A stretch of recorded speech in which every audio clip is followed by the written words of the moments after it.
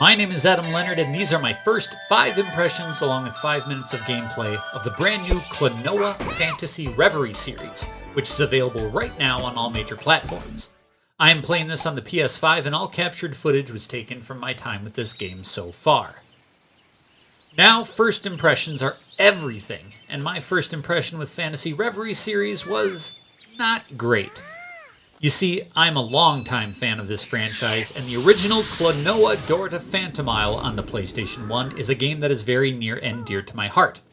Hearing that these games were being rebuilt from the ground up was very exciting, but I have to say that there is a lot about the original game, which released in 1997, that is more visually satisfying to me as someone who has played that game multiple times over the years. Case in point is the opening cinematic, which back in the 90s was rendered in full motion video to capture the wind-swept valleys of Phantomile and its fuzzy residents. Well, in Phantasy Reverie Series, everything is done with the in-game models, which just don't emote, animate, or look anywhere near as delightful as the original game.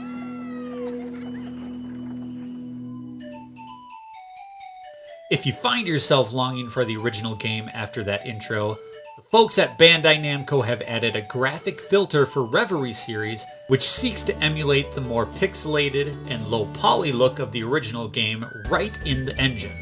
It doesn't quite achieve what it's going for, but it's a cute addition to the package, and it may help to take the sting out of the omission of the original game's cutscenes.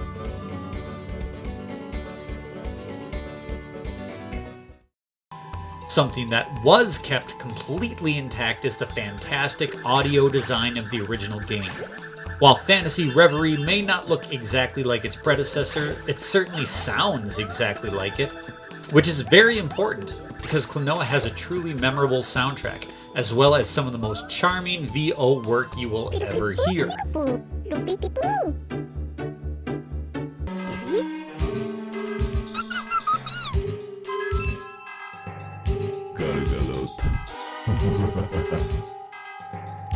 I'm so happy that they kept all of the audio intact for this remake.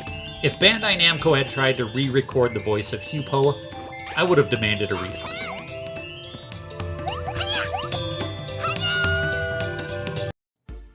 Klonoa is a traditional platformer, which really was a trendsetter at the time by spearheading the 2.5D style that we saw a lot of in the PlayStation 1 era. And as with all good mascot platformers, there are a bevy of collectibles for you to find. And Phantasy Reverie Series does a great job of reminding you what you're looking for, what you may have missed, and it edges you forward to go for that perfect level run each time you get a stage clear. This is a classic collectathon, and it will provide you with plenty of replay value.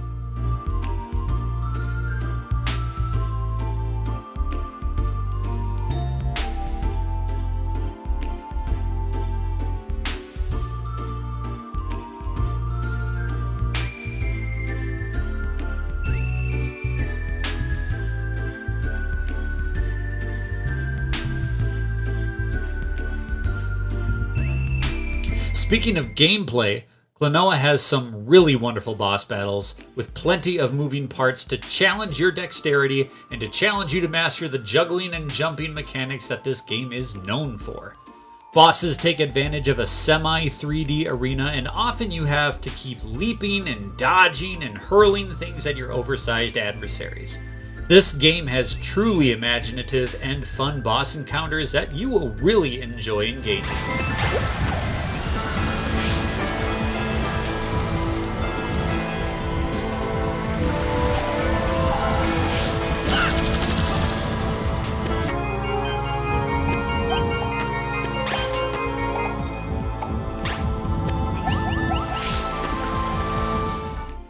You can find more coverage of Klonoa Phantasy Reverie Series soon, right here at Megadads.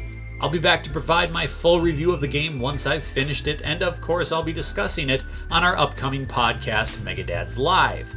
Until then, make sure you like this video and subscribe to the channel for more Megadads. This is where gamer life meets real life.